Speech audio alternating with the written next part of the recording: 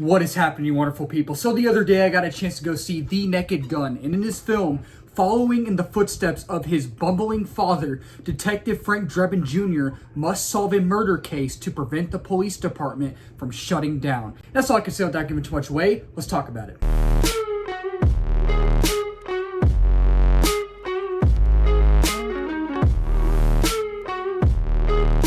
So, The Naked Gun. I am not someone who is overly familiar with the Naked Gun franchise. I have not seen the third one and second one, but I did watch the original one for the first time a couple of days ago, and I actually found it funny. I did. Now, at first, I was like, I don't understand why people actually find this funny, but it continually got funnier and funnier and funnier, and I was like, oh, okay, now I understand why people find this funny. Like, there's a part where our main lead actress in the film is on the ladder, and Leslie Nielsen is down below her, and he's like, oh, nice beaver, and she actually gives him a beaver. So it's just, it's so, like, obvious and on the nose at times, but it's just so witty and hilarious is the right word to use. And it's just in the scene where he meets O.J. Simpson's character at the hospital and the bed keeps going. It's goofy. It's fun. So going into this film, I had no expectations because at that time I hadn't seen any of them, you know. But after seeing the trailer, and I thought all the trailers were great, I was like, okay, I like comedies. I do. And I really like Liam Neeson's sense of humor. He has a great sense of humor. And I was like, okay, you put two and two together, you might actually have a great film and a funny film. And now after having seen the film, I actually really enjoyed it, but at the same time, it's so, besides it being funny, it's a good film, but with it being funny, it's a hilarious film. So let's talk about it. So I'll talk about my positives first, and then I'll talk about my negatives next, because that's how I like to do it mainly. So again, I think for the most part, this film really does work. When it works, and there aren't really any moments or times in this film where I was like, I don't think that works. Maybe a few nitpicks here and there, and I'll talk about them later, but when this film works, it really works, and I really enjoyed myself. I did, and I think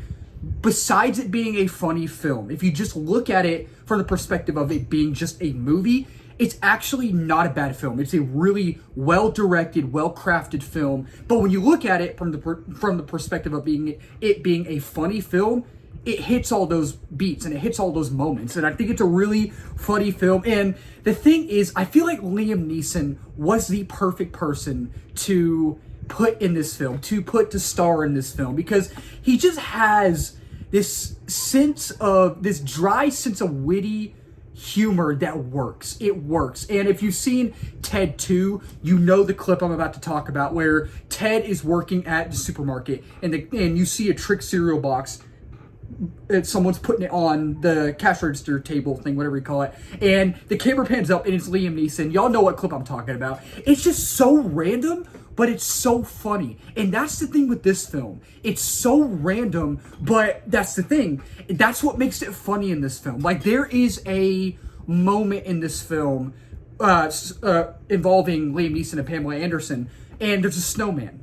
And it's so out of the blue, out of left field, but the way they craft that scene, the build up to that scene, is so funny. It's so funny. And there is a cameo from a famous actor who is towards the end of the film in this film. And at first I was like, wait, am I seeing things? I feel like I'm seeing things, but I wasn't. Obviously I wasn't. And I just thought it was so funny, and just some of the things that happen in this film, like whether it's someone doing something in the background, it's just so funny. Whether it's someone like just doing the most random out of left field stuff, it'll get you. It will literally make you have tears down your eyes, and again, it'll have you laughing from beginning to end, and it feels very random, but that's what makes it funny, man. And it has some cool callbacks to the OG. So if you're a fan of all these films, or mainly the first one, I think you'll really enjoy this, because at first I thought this was going to be a remake, like a complete remake. It has nothing to do with the original trilogy, the original three, but this is technically a sequel to those films. So this is in the same universe as those films, because the main character that Leslie Nielsen played was Frank Drebin. Liam Neeson plays Frank Drebin Jr., his son. And I think it's better than the first one. I do. And I think it's funnier than the first one as well. And the thing is, too, it's actually a really good looking film. It's shot well. I think it's directed well. And it's truly a blast. It's really a blast. And it's just, if they make more, I'm in. If Liam Neeson wants to make 50 more of these films, I am in. I am totally in. And it's an absolute chaotic riot, man. It really is. And it's just, I feel like Liam Neeson and Pamela Anderson are great in every scene they're in together. They really are. And I really dug their chemistry. I really, really liked their chemistry in this film. And I thought some of the set pieces in this film were actually really good. They were really good. And overall, I really liked the film. I do have some negatives, but overall, besides the negatives, I think the positives do outweigh the negatives in this film. Now, so talking about my negatives, I think that, again, when this film works, it really works. It does, but it has its flaws. It really does, but there aren't very many. There really aren't, but I did jot a few down, and I really think that towards the beginning, and this film with credits is only an hour and 25 minutes long, so it's not very long at all. But without credits, it's not very long. It's like an hour, maybe hour and 15, hour and 10 minutes, something like that. So it's a very, very short film, but at the same time, it does overstay its welcome just a tad, just a tiny bit, and it does start to wear... You start to feel worn out towards the end, and you're like, okay, this film is still making me laugh. It's still funny, right? But I'm starting to feel like it's just, I feel worn out. I feel worn out, not necessarily in a tired sense, but I'm like, okay, I feel like I've had enough. You know, like when you go to a buffet, right? And you're so excited to go to the buffet. You're like, oh, they have everything. They have pizza, they have french fries, they have corn dogs, they have Alfredo, they have everything. And you're so hungry. And before you sit down, before you even enter the parking lot, you're like, I am going to get so much food. I'm going to get 5 plates. I'm going to get 6 plates. And you get there and you only eat 2 plates, or maybe 3 or 1 or 4 or something like that. And you're like, man, I've had enough. I was excited, but I've just had enough. I feel like that's kind of how it was towards the end. And while most of the jokes landed, like all of the jokes landed, there were some jokes where I didn't really laugh. I was just like, okay, that's funny. I get that. But it didn't really make me laugh, some of the jokes. And most of them did, but some of them just didn't. And it starts to drag towards the end. It really does. And it's just, they pause. So I would say that, in a sense, the film is tonally uneven at times. Like, they'll have... there's jokes throughout the film. There are.